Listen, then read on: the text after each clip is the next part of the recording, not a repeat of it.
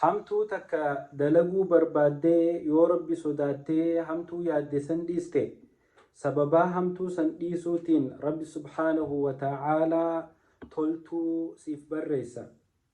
Akkasuma ammallee toltuu takka dalaguuf yaaddee yoo toltuu san dalaguun siif hin mijaawin sababaa ati toltuu dalaguu yaaddee haala siin hin mijaawiniif irraa hafteef jecha rabbi subhaanahu wa ta'aalaa toltuu yaadde san akka nama dalageetitti sii kataba. Obboleeyyan kiyya, hamtuu yaadanii dhiisuu fi toltuu yaadanii dalaguu dadhabuun ajrii gurguddoodha qabdi. Rabbi subhaanahu wa ta'aalaa hadiisa qudsii keeysatti akkana jedha: يقول الله عز وجل إذا أراد عبدي أن يعمل سيئة فلا تكتبوها عليه حتى يعملها فإن عملها فاكتبوها بمثلها وإن تركها من أجلي فاكتبوها له حسنة وإن أراد أن يعمل حسنة فلم يعملها فاكتبوها له حسنة فإن عملها فاكتبوها له ب10 أمثالها إلى 700 درجة.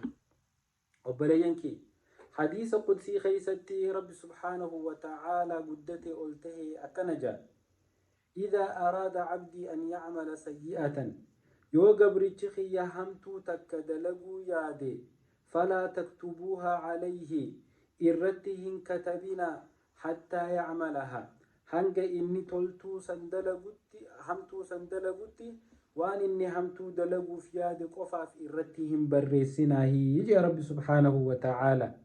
فإن عملها فاكتبوها بمثلها yoo waan yaade san ammoo ka'ee dalage fakkaattuma isii katabaa fiije badii takka daleeynaan baduma takkaatu sirratti barreeffamaa jechu.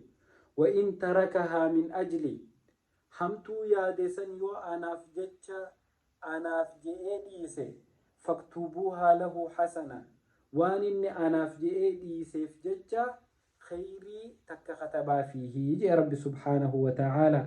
hamtuu yaaddee rabbiif jecha dhiisuun rabbi subhaanahu wa ta'aalaa toltutti siif jijjiire.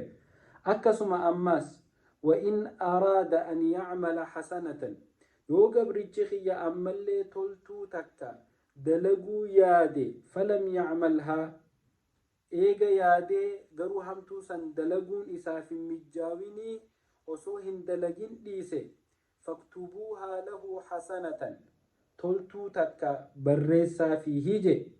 فإن عملها yoo ammoo toltuu dalaguuf yaade san rabbi isaaf mijeeysee dalage faktubuuhaa lahu ب10 أمثالها دچا كودن غداتي بريسا فيه يو تولتو إني يادسن دلجي إلى 700 hanga darajaa 700tti baay'isaa fi katabaa fiihi jee rabbi subhaanahu wa ta'aalaa. Tanaaf obboleeyyan kiyya, yeroo hamtuu dalaguu yaadne hunda rabbii keenya yaadannee rabbii jecha hamtuu yaadne san haa dhiisnu. yoo khayrii dalaguu dadhabne khayruma tana dalaguu haa yaannu. sababaa khayrii dalaguu yaaduutiin rabbi subhaanahu wa ta'aalaa sawaaba gurguddaa namaa kataba. yoo dandeenya ammoo haa daleynu khayriin daleynu dachaa 10 ilaa hanga 700tti galata namaaf galfamti. warra hamtuu irraa fagaatee toltuu dalagu rabbi nu haa godhu. wassalaamu alaykum wa rahmatullaahi wa barakaatuh.